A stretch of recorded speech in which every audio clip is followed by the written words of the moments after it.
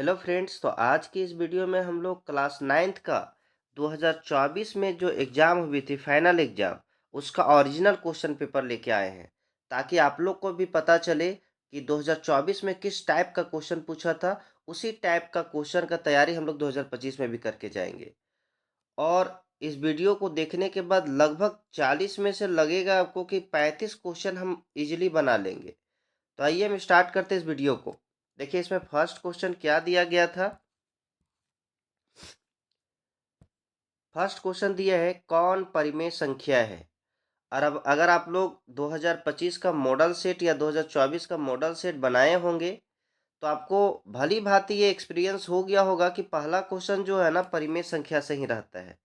अगर आप model set का वीडियो नहीं देखे तो इसी चैनल पे अपलोड हो गया है, उसे आप जरूर जाके देख लीजिएगा।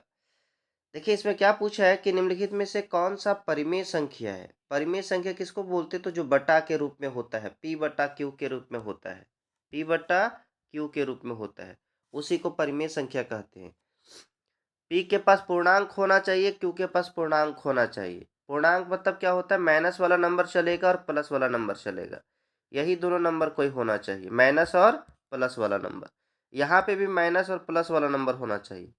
बस क्या ख्याल रखना है कि नीचे में जीरो नहीं होना चाहिए। ऊपर में जीरो चलेगा, ऊपर में जीरो चलेगा, लेकिन नीचे में जीरो नहीं होना चाहिए। तो यहाँ पे देखना है कि जो रूट वाला तो यहाँ है नहीं, माइनस और प्लस वाला। तो देखिए ये रूट वाला दिख रहा है, तो ये परिमेय संख्या होगा? नहीं होगा। यहाँ पे देखिए ये भी रूट वाला दिख रहा है कि नहीं दिख रहा है? रूट वाला दिख रहा है, तो ये भी परिमेय संख्या नहीं होगा, अपरिमेय संख्या होगा। पाई जो होता है वो अपरिमेय संख्या होता है, तो ये भी अपरिमेय संख्या है। बोलिएगा सर ये भी तो रूट में दिख रहा है ना, लेकिन देखिए ये रूट 7 से रूट 7 कट जाएगा, 2/7 बचेगा। और जो पी बट्टा क्यू के रूप में हो, प्लस माइनस वाला नंबर हो, तो वही क्या होता है? परिमेय संख्या होता है। तो इसका आंसर क्या हो जाएगा? बी हो जाएगा। अगला क्वेश्चन हम लोग चलते हैं क्वेश्चन नंबर 2 पे। शून्य क्या है? तो देखिए शून्य जो है ना, यहाँ पे ऑप्शन में थोड़ा मिस्टेक है। क्या है? जैसे शून्य को अगर हम माने तो ये शून्य जो है ना, 0/1 भी लिखा सकता है। इस तरह से अगर लिखेंगे तो ये पी बट्टा क्यू के रूप में हो गया। होगा कि नहीं हो गया? पी बट्टा क्यू के रूप में हो गया। और जिसे हम पी बट्टा क्यू के रूप में लिख देंगे ना, वो परिमेय संख्या कहलाता है। लेकिन शून्य जो है ना, ये पूर्ण संख्या भी है, क्योंकि पूर्ण संख्या जो है ना जीरो से शुरू होता है। 0 1 2 ये पूर्ण संख्या कहलाता है। तो देखिए शून्य पूर्ण संख्या में भी आ रहा है, परिमेय संख्या में भी आ रहा है। अपरिमेय संख्या नहीं होता है, प्राकृतिक संख्या भी नहीं होता है, क्योंकि प्राकृतिक संख्या 1 से शुरू होता है, अपरिमेय संख्या रूट वाला होता है। तो अब रहा कंफ्यूजन इस दोनों ऑप्शन पे। तो हम लोग को डायरेक्टली जो है ना, जैसे पी बट्टा क्यू के रूप में लिखेंगे तभी शून्य को हम परिमेय संख्या बोलेंगे।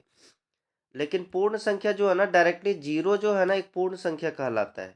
तो इस तरह से अगर ऑप्शन दे दे तो हम लोग पूर्ण संख्या पे टिक लगा देंगे। ठीक, परिमेय संख्या पे इसीलिए नहीं लगाए क्योंकि पी बट्टा क्यू के रूप में लिखेंगे तभी ये हम बोल सकते हैं कि परिमेय संख्या होगा। 0/1 और उस तरह से दिया नहीं, डायरेक्टली शून्य दिया है, तो शून्य क्या लगा देंगे? पूर्ण संख्या। अगला क्वेश्चन हम लोग चलते हैं क्वेश्चन नंबर 3 पे। क्वेश्चन नंबर 3 क्या बोला है? 0.3 पे रेकरिंग किसके बराबर होते हैं? तो देखिए इसमें कंफ्यूजन है। कंफ्यूजन क्या होता है कि 0.3 को लोग ऐसे करके ऐसे बट्टा दे देते हैं और ऐसे करके 3/10 बना देते हैं। लेकिन अगर किसी के ऊपर रैकरिंग रहता है, किसी के ऊपर रैकरिंग रहता है, तो उसमें क्या होता है? दशमलव हटाने के बदले जितना नंबर के ऊपर रैकरिंग होता है उतना 9 लिखाता है। जैसे 0.3 पर रैकरिंग है तो ऊपर 3 हो गया, और रैकरिंग कितना नंबर के ऊपर है? 1 नंबर, तो 1 9 हो जाएगा। इसको काटेंगे तो 3 एकम 3 और 3 3 9, क्या हो जाएगा? 1/3 हो जाएगा। है कि नहीं? अगर 2 नंबर पे रैकरिंग रहता तो 9 नीचे लिखा था। जैसे 0.33 पे रैकरिंग रहता तो 33/99 लिखते, 33/99 लिखते। ठीक है, अगला क्वेश्चन हम लोग देखते हैं क्वेश्चन नंबर 4। क्वेश्चन नंबर 4 क्या बोला है? 1/√2 का परिमेयकरण है। परिमेयकरण क्या होता है? तो परिमेयकरण मतलब होता है कि यहाँ पे जो रूट है ना, हर में इस हर के रूट को हटाना रहता है, उसको रेशनलाइज कहते हैं। जो डिनोमिनेटर है, वो डिनोमिनेटर का जो रूट होता है ना, उस रूट को हटाने के लिए परिमेयकरण करते हैं या रेशनलाइज करते हैं। इसका तरीका क्या है कि जैसे 1/√2 है, ये रूट नीचे वाला तभी हटेगा जो नीचे है ना, उसी को ऊपर नीचे से गुना करना। तो √2 है तो √2 से भी ऊपर गुना करना और √2 से नीचे गुना करना। 1 को √2 से गुना करेंगे, √2 हो जाएगा और नीचे √2 √4 हो जाएगा। √4 बाहर निकालेंगे तो क्या हो जाएगा, 2 हो जाएगा। तो क्या बन गया, √2/2, √2 और बटा में 2। कौन सा ऑप्शन है, ऑप्शन नंबर बी। लेकिन अगर ऐसा रहता 1/3 - ऐसा रहता और बोलता हर का परिमेयकरण कीजिए, तो यहाँ पे जो नीचे है वही ऊपर गुना करेंगे, जैसे 3√2। लेकिन यहाँ जो साइन है ना, वो साइन का अपोजिट कर देंगे। यहाँ पे माइनस का साइन है तो यहाँ पे क्या चीज़ का साइन है, यहाँ माइनस का साइन है ना, तो यहाँ पे आ जाएगा प्लस का साइन। इसीलिए प्लस का साइन करते हैं ना, क्योंकि एक फॉर्मूला बन सके, ये -b और ये +b। ये बन गया ना, ये -b और ये क्या बन गया, ये +b। और हम लोग जानते हैं a - b, ये +b क्या होता है, a का स्क्वायर - b का स्क्वायर, a का स्क्वायर - b का स्क्वायर। a के पास 3 है तो 3 का स्क्वायर कर देंगे, b के पास √2 है तो √2 का स्क्वायर करेंगे तो रूट हट जाएगा और इस तरह से रूट खत्म हो जाता है। नेक्स्ट क्वेश्चन पे हम लोग चाहते हैं, क्वेश्चन नंबर 5 पे। क्वेश्चन नंबर 5 क्या बोला है, 36 के पावर 1/2 का मान क्या होगा। देखिए, जब भी इस तरह का क्वेश्चन देगा ना, और हर एक मॉडल सेट में आप लोग देखे होंगे इस तरह का क्वेश्चन दिया हुआ है, तो आप लोग को मॉडल सेट जरूर बनाना है। मॉडल सेट एक बार जरूर प्रैक्टिस करके जाइए। हम मॉडल सेट का वीडियो बना दिए हैं, आप एक बार जरूर देख लीजिएगा, बहुत ज़्यादा जरूरी है आप लोग के लिए। देखिए यहाँ पे क्या करना होता है, जैसे 36 के पावर 1/2 है, 36 के पावर क्या है, 1/2। ये दो नीचे 2 है ना, ये 2 को काटना है, तो हमको ये 36 को सोचना है ना, किसके पावर 2 हम लिख सकते हैं। तो 36 को हम 6 के पावर 2 लिख सकते हैं कि नहीं लिख सकते, लिख सकते हैं 6 का पावर 2। और यहाँ पे बट पहले से पावर क्या, 1/2। पावर पावर गुना होता है, तो ये 2 ऊपर चला जाएगा, तो ये 2 से 2 कट जाएगा, केवल क्या बचा, 6। तो इसका आंसर क्या हो जाएगा, 6 हो जाएगा। अगला क्वेश्चन पे हम लोग चलते हैं, क्वेश्चन नंबर 6। देखिए, इस सभी तरह का क्वेश्चन जो है ना, हम लोग को मॉडल सेट में भी दिया है। यहाँ पे देखिए एक फॉर्मूला दिख रहा है, ये +b ये -b, और अभी थोड़ा देर पहले हम लोग देखिए ये +b ये -b बराबर क्या होता है, a का स्क्वायर -b का स्क्वायर। a के पास क्या है, 2 है, a के पास क्या है, 2 है, तो 2 का स्क्वायर -b का स्क्वायर, b के पास क्या है, √2 है, तो √2 का स्क्वायर करेंगे। और हम लोग जानते हैं 2 का स्क्वायर कितना होता है, 4, माइनस √2 का स्क्वायर करेंगे ना तो रूट हट जाएगा और केवल क्या बचेगा, 2। जैसे √2 को 2 बार गुना करेंगे तो √2 इंटू √2, और √2 इंटू √2 कितना होता है, √2 इंटू √2 √4 होता है। √4 बाहर निकले कितना हो जाएगा, 2 हो जाएगा। तो 4 में से 2 घटाएंगे कितना बचेगा, 2। कौन सा ऑप्शन है, ऑप्शन नंबर ये। अगला क्वेश्चन चलते हैं, क्वेश्चन नंबर 7। निम्नलिखित में से कौन बहुपद नहीं है। तो हम लोग सबसे पहले समझते हैं बहुपद मतलब क्या होता है। बहुपद किसे बोलते हैं, तो जो चर का पावर होना पूर्ण संख्या होना चाहिए। चर में जरूर नहीं के लिए एक्स हो, एक्स वाई कुछ भी हो, ए से लेकर के जेड तक कुछ भी हो, उसको बोलते हैं चर। ठीक। और पूर्ण संख्या किसको बोलते हैं, तो 0 1 2 पावर में इस तरह से होगा ना, तो उसको बोलते हैं बहुपद। यहाँ पे देखिए एक्स का पावर 2 है, पूर्ण संख्या में है, एक्स के पावर 1 है, पूर्ण संख्या में है, ये बहुपद है। इसमें भी देखो, ये पूर्ण संख्या में है, बहुपद है, इसमें भी पूर्ण संख्या में बहुपद है, इसमें भी देखिए पूर्ण संख्या में, इसमें भी पूर्ण संख्या में। लेकिन ये y जो है ना नीचे, इसको अगर ऊपर शिफ्ट करेंगे तो y का पावर -1 हो जाएगा। और हम लोग जानते हैं -1 पूर्ण संख्या नहीं होता है। तो बहुपद कौन सा नहीं है, तो डी नंबर ऑप्शन जो है ना बहुपद नहीं है। अगला क्वेश्चन चलते हैं, क्वेश्चन नंबर 8 पे। क्वेश्चन नंबर 8 जो है ना, देखिए क्या बोला है, निम्नलिखित में से कौन त्रिघाती बहुपद है। त्रिघाती मतलब क्या होता है, x के पावर 3 जिसमें होगा वो त्रिघाती बहुपद होगा। बहुपद मतलब हम लोग जान रहे चर का पावर पूर्ण संख्या होना चाहिए, सब में चर का पावर पूर्ण संख्या है कि नहीं, कोई बट्टा में तो है नहीं। और त्रिघाती होना चाहिए, मतलब x का पावर 3 होना चाहिए मैक्सिमम। तो देखिए यहाँ पे x के पावर 3 है, तो त्रिघाती बहुपद कौन सा हो जाएगा, डी नंबर ऑप्शन। अगला क्वेश्चन है यह 2 + x² + x में x² का गुणांक क्या है। x² का गुणांक, गुणांक मतलब क्या होता है, गुना के रूप में क्या है। तो x² के साथ देखिए गुना के रूप में क्या है, तो कुछ नहीं दिख रहा, तो 1 होता है। क्या होता है, 1। अगर यहाँ माइनस का चिन्ह रहता तो -1 रखते, जैसे यहाँ पे प्लस है, अगर ये माइनस रहता तो -1 बोलते, लेकिन कुछ प्लस है तो यहाँ पे क्या +1, और कौन सा ऑप्शन हो जाएगा, ऑप्शन नंबर बी। अगला क्वेश्चन चलते हैं, क्वेश्चन नंबर 10। देखिए यहाँ पे जो है ना पूछा है शून्यक क्या होगा। शून्यक मतलब क्या होता है, पी एक्स का वैल्यू 0 कर देंगे। ये जो पी एक्स का वैल्यू यहाँ पे कितना रख देंगे, 0। तो 2x + 1 बराबर कितना हो जाएगा, 2x + 1 बराबर 0। 2x बराबर ये +1 इधर जाके -1 हो जाएगा, ये x बराबर क्या हो जाएगा, -1/2, -1/2। तो ये क्या हो जाएगा, शून्यक हो जाएगा। शून्यक का मतलब होता है x के पास हम क्या रखें कि शून्य हो जाए। जैसे मान के चलिए x का वैल्यू अभी देखिए -1/2 आया, तो यहाँ पे 2x + 1 है ना, x के पास अगर -1/2 रख देंगे ना तो ये जीरो पूरा जीरो कर देगा, +1। देखिए 2 से 2 कट जाएगा, ये -1 बचा, ये +1, -1 + 1 क्या हो जाएगा, जीरो होता है नहीं होता, होता है। तो क्या हो जाएगा, -1/2। कौन सा ऑप्शन है, ऑप्शन नंबर बी। अगला क्वेश्चन चलते हैं, क्वेश्चन नंबर 11।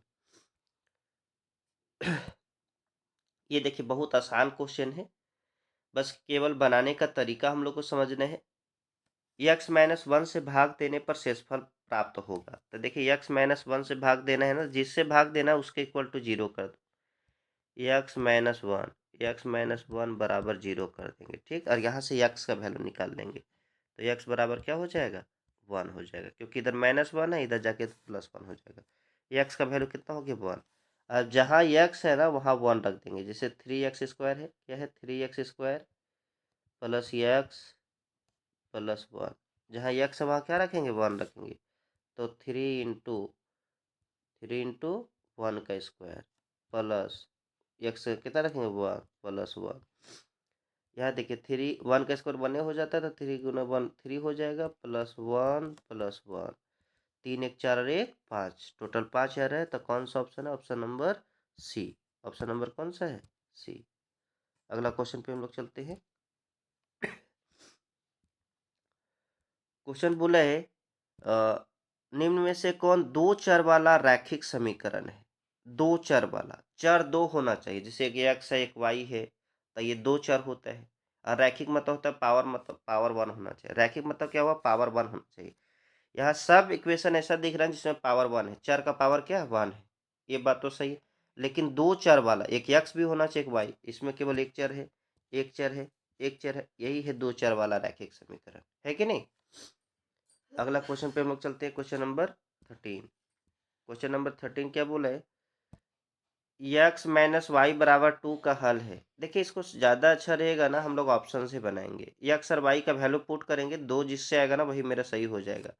यहाँ पे देखिए पुट करते हैं, x जगह 2 पुट करें और y जगह 1 पुट करें, तो 2 में से 1 घटाएंगे तो 1 हो जाएगा, ये नहीं होगा, ठीक है। x जगह 3 पुट करेंगे और y जगह 2 पुट करेंगे, x जगह 3 और y जगह 2, और 3 में से 2 घटा देंगे 1 होगा, लेकिन हमको लाना है 2, ये भी नहीं होगा, इससे भी नहीं आएगा। 4 में से 2 घटाएंगे 2 आएगा, नहीं आएगा। x जगह 4 रखेंगे, y जगह 2 रखेंगे, 4 में से 2 घटा देंगे 2 हो जाएगा। तो कौन सा ऑप्शन हो जाएगा, ऑप्शन नंबर बी। अगला क्वेश्चन चलते हैं, क्वेश्चन नंबर 14। दो चर वाले रैखिक समीकरण के हल होंगे। तो देखिए दो चर वाला रैखिक समीकरण, जैसे x + y बराबर 2 है, ठीक। तो इसका जो हल होता है ना, अनंत हल होता है। कैसे, जैसे x का वैल्यू हम कुछ अपने से पुट करेंगे, जैसे x का वैल्यू 2 पुट किए, x का वैल्यू 2 पुट किए, तो 2 + y बराबर 2, y बराबर क्या हो जाएगा, y बराबर हो जाएगा 2, और ये प्लस का 2 रह जाएगा तो -2, y बराबर कितना हो गया, 0। अगर यहाँ पे 1 पुट करते तो यहाँ पे 1 घटाते, और 2 में 1 घटाते 1 हो जाता है। इसी तरह से यहाँ 5 पुट करते, 4 पुट करते, 6 पुट करते, कुछ भी पुट करते, कुछ और कुछ आता। तो इस तरह से जब दो चर वाला रैखिक समीकरण होता है ना, तो इसका हल कितना होता है, अनंत हल होता है। कितना हल होता है, अनंत हल होता है। अगला क्वेश्चन पे हम लोग चलते हैं, क्वेश्चन नंबर 15। यहाँ पे देखिए क्वेश्चन नंबर 15 बोला है ना, -3 -5 किस चतुर्थांश में स्थित है। तो देखिए चतुर्थांश हम यहाँ समझाने के लिए समझा सकते हैं, लेकिन हम डायरेक्ट आंसर बताएंगे ना तो आप लोग को समझ में नहीं आएगा उतना अच्छा से। हम लोग इसको पूरा डिटेल से समझते हैं। देखिए यहाँ पे क्या बोला है, किस चतुर्थांश में स्थित है। तो यहाँ पे सबसे पहले समझिए, ये x अक्ष होता है और ये क्या होता है, y अक्ष होता है। यहाँ पे जो है ना x क्या होता है, प्लस में होता है, x क्या होता है, प्लस में होता है, और y भी इधर क्या होता है, प्लस में होता है। यहाँ पे x क्या होता है, माइनस में होता है, और नीचे y क्या होता है, माइनस में होता है। y क्या होता है, माइनस में होता है। पहले x का वैल्यू लिखाता है, उसके बाद y का वैल्यू। देखिए यहाँ x का वैल्यू भी प्लस है और वाई का वैल्यू भी क्या है, प्लस है। ठीक है, यहाँ पे देखिए एक्स का वैल्यू क्या है, माइनस है, और वाई का वैल्यू क्या है, प्लस है कि नहीं। ये जो आप लोग देख रहे हैं, ये नीचे वाला लाइन क्या है, ये एक्स एक्स है, ये एक्स एक्स, तो एक्स क्या है, माइनस में है, और ये वाई है, वाई क्या है, प्लस में है। ठीक, यहाँ पे देखिए एक्स क्या है, एक्स माइनस में है, और वाई भी क्या है, वाई भी माइनस में है, दोनों माइनस होता है।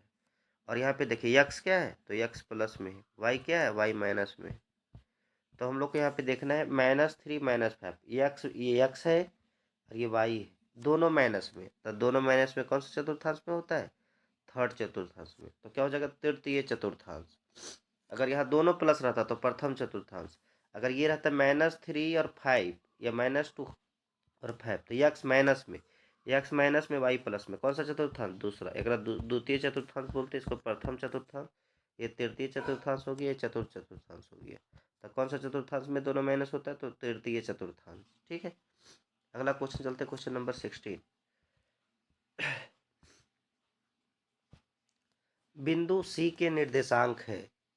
बिंदु सी देखिए, ये बिंदु सी है, इसमें देखिए यक्स का वैल्यू पहले देखेंगे तो यक्स का वैल्यू कितना, -5, और वाई का वैल्यू देखिए कितना है, 2। तो -5 और 2, इसका निर्देशांक मतलब होता है कोऑर्डिनेट, एक्स और वाई का वैल्यू बताना। तो -5 और 2, देखिए कौन सा ऑप्शन है, -5 और 2, ऑप्शन नंबर ये। अगला क्वेश्चन पे हम लोग चलते हैं, क्वेश्चन नंबर 17।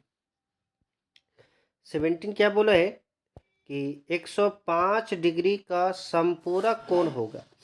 देखिए संपूरक का मतलब क्या होता है कि दोनों कोणों का योग 180 डिग्री होना चाहिए।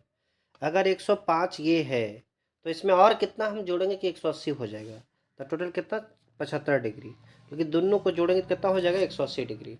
अगर यहाँ पे पूरक कोण रहता तो 90 पुराना, 90 पुराना रहता तो 90 से छोटा कोण कोई देता, जैसे 40 डिग्री देता। और पूछता 40 डिग्री का पूरा कौन सा है, तो 40 डिग्री में और कितना जोड़ेगा कि 90 हो जाएगा, तो 50 डिग्री, तो इसका 50 हो जाता है। यहाँ पे संपूरक पूछा मतलब 180 पुराना है, और 105 में कितना जोड़ेगा कि 180 हो जाएगा, तो 75 डिग्री। ऑप्शन नंबर कौन सा हो जाएगा, डी। अगला क्वेश्चन हम लोग चलते हैं, क्वेश्चन नंबर 18। क्वेश्चन नंबर 18 क्या बोला है, यदि दो कोनों का योग 90 डिग्री हो, दो कोनों का योग कितना डिग्री हो, 90 डिग्री हो, तो उसे क्या कहते हैं। अभी हम लोग इससे पहले समझे कि जब दो कोनों का योग 90 डिग्री होता है तो उसे पूरक कोण कहते हैं। क्या कहते हैं, पूरक कोण। कौन सा ऑप्शन हो जाएगा, ऑप्शन नंबर सी। अगला क्वेश्चन हम लोग चाहते हैं, अगर दो कोनों का योग 180 होता तो वो संपूरक कोण कहलाता है। अगला है, आखिरतः ये वो भी एक सरल रेखा है, ये वो भी क्या है, सरल रेखा है, ये वो भी, ये वाला रेखा हो गया, सरल रेखा है। और हम लोग जानते हैं सरल रेखा में 180 डिग्री का कोण बनता है। तो यहाँ पे यक्स का मान पूछा है, ये जो यक्स है ना इसका वैल्यू पूछा है, तो दोनों मिला के 180 होगा, तो ये 82 हो गया। तो 180 में 82 माइनस कर देंगे तो कितना बचेगा, 98। तो कौन सा हो जाएगा, ऑप्शन नंबर ये।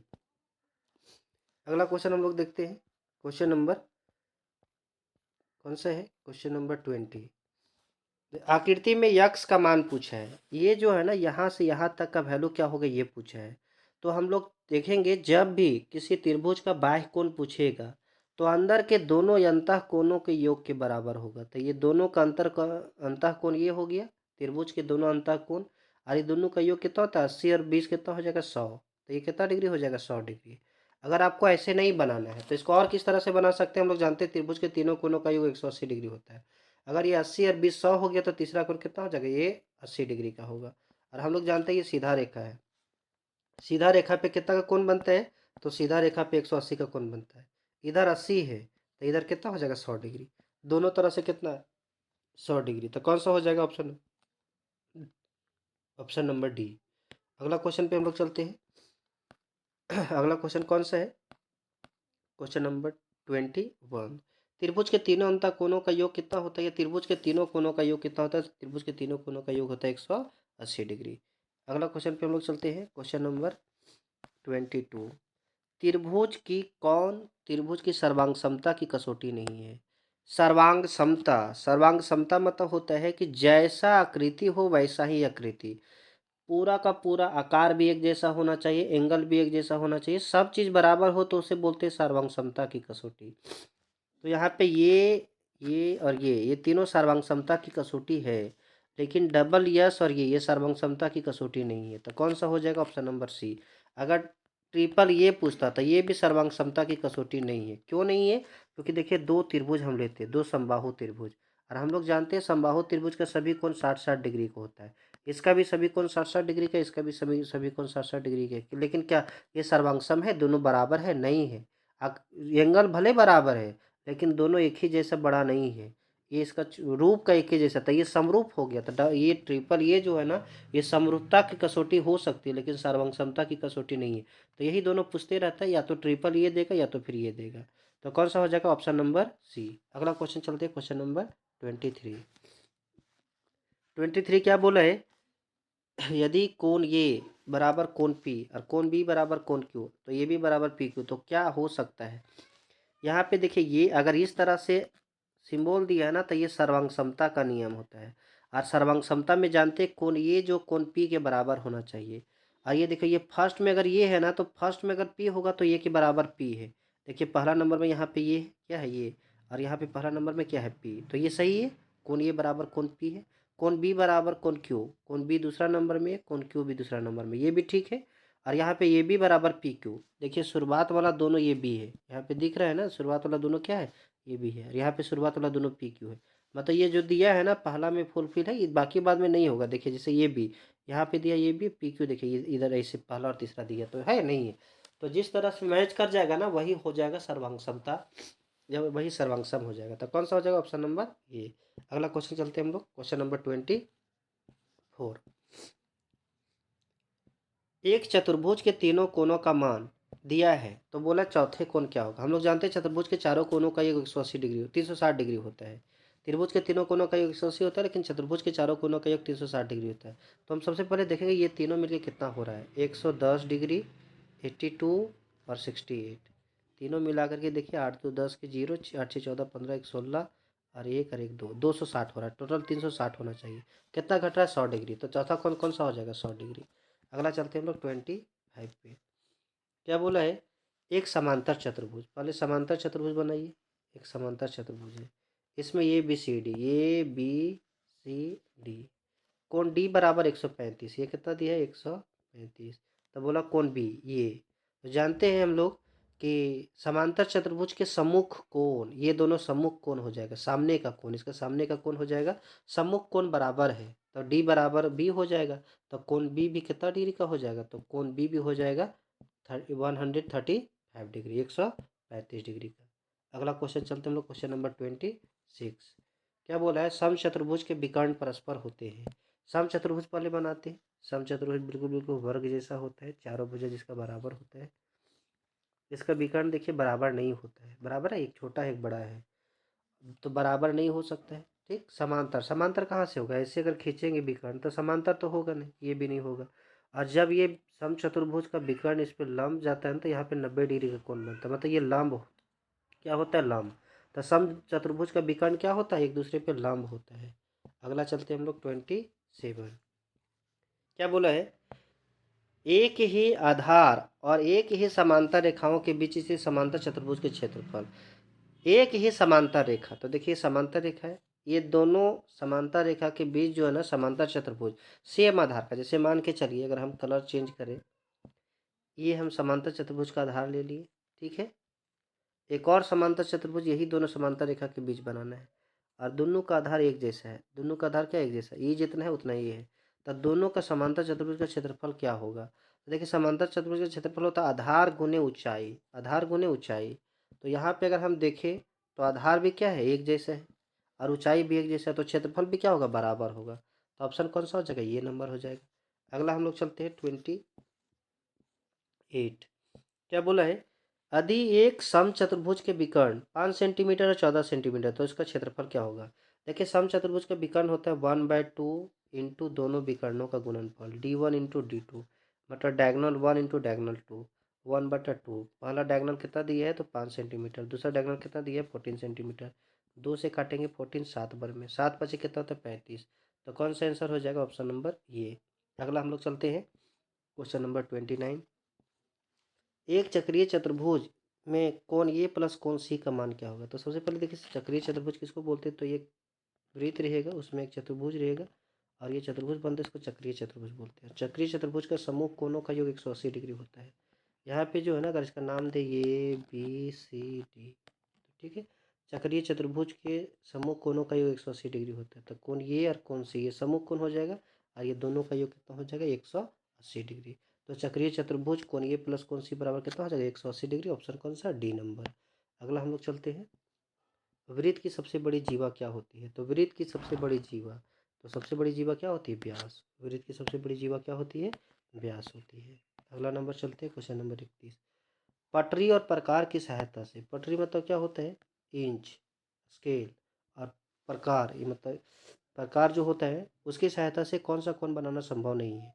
तो यहाँ पे देखिए, जो 15 डिग्री के मल्टीपल के रूप में होता है ना, उसे बनाना संभव है, उसे बना सकते हैं। जैसे हम लोग पढ़े होंगे, ऐसे एक प्रकार से ऐसे काटते हैं, तो ये 60 डिग्री का बनता है, 120 डिग्री बनता है, 60 के आधा 30 हो जाएगा। अगर यहाँ से हम ले, यहाँ से ये दोनों ले, ये दोनों से, तो ये 30 डिग्री का बनता है। फिर ये जो बना, इससे और इसका बीच में लेंगे तो 15 डिग्री बनेगा। मतलब 15 का जो मल्टीपल होगा ना, वो बनाना संभव है। लेकिन हाँ देखिए, इसका डबल करेंगे ना, तो ये 15 के मल्टीपल में आ जाता है। इसको भी डबल करेंगे, जैसे 22.5 का डबल करेंगे तो 45 होता है, ये भी मल्टीपल में होता है, ये भी मल्टीपल में होता है। लेकिन 40 का डबल करेंगे या आधा करेंगे तो 20 डिग्री होता है, ये 15 का मल्टीपल नहीं होता है। इसीलिए 40 डिग्री को बनाना संभव नहीं है। अगला क्वेश्चन हम लोग चलते हैं, क्वेश्चन नंबर 32। क्या बोला है 32 में, हिरोन सूत्र है। हिरोन सूत्र क्या होता है, under root S minus A S minus B S minus C, यही ना हो जाएगा, ऑप्शन नंबर सी। लेकिन अर्ध परिमाप का पूछता तो अर्ध परिमाप का क्या होता है, ए प्लस बी प्लस सी बट्टा टू, अर्ध परिमाप का फॉर्मूला पूछता तो हिरोन सूत्र कौन सा है, तो रूट अंडर एस ब्रैकेट में S minus A S minus B S minus C. अगला क्वेश्चन हम लोग चलते हैं, क्वेश्चन नंबर 33। यहाँ पे क्या बोला है, देखिए ये गलती जो किया है ना ये बालक ने, वो गलती आप ना करें। यहाँ पे क्या किया, ये हड़बड़ी क्या किया है कि जैसे देखा त्रिभुज की भुजाएं, तुरंत हिरोन सूत्र निकाला, अर्ध परिमाप निकाला, हिरोन सूत्र बनाना स्टार्ट कर दिया। ये सरासर गलत है। यहाँ पे देखो, सबसे अगर पूरा पूरा क्वेश्चन पढ़ेगा ना, तो त्रिभुज का परिमाप पूछा है। और त्रिभुज का परिमाप क्या होता है, तीनों भुजाओं का योगफल। तो तीनों भुजा के लिए जोड़ना था, 122, 120 और 22, 4 हो गया, 2 2 4 6 हो गया, और एक और एक 264 डायरेक्टे बनता है। यहाँ पे क्या किया देखो, हेरोन सूत्र लगाना स्टार्ट कर दिया। तो पहले क्वेश्चन पूरा पूरी अच्छा से पढ़ेंगे, ठीक है। अगला क्वेश्चन चलते हैं, क्वेश्चन नंबर 34 पे।